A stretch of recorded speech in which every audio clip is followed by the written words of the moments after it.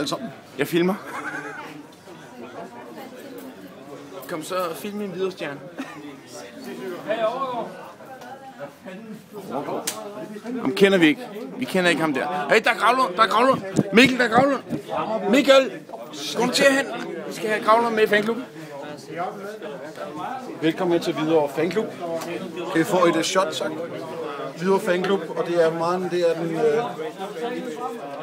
Vi skal se, om vi kan få Peter Gravlund til at svare på spørgsmål. Det er torsdag, det er meget dagsvand. Hvad er dagsvand?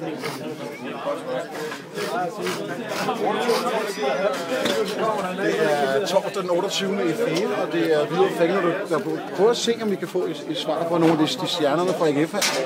Her er en af stjernerne desværre skruet. Vi får Hvidovre Fanklub. Ja, men så synes jeg, I skal gå ned i fanklubben nu. Ja, vi skal spørge Peter Gravlund om 2 ting. Eller bare én ting. Ikke mere.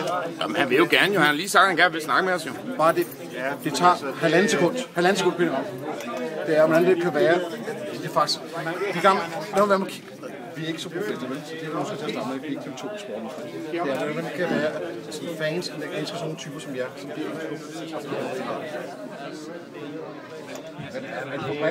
Ja, jeg synes, det handler om, at man er på en arbejdsplads, hvor man har glæde ved at komme, hvor man føler sig værdsat, og hvor man har gode kollegaer, gode chefer, og nogen, der kan motivere en.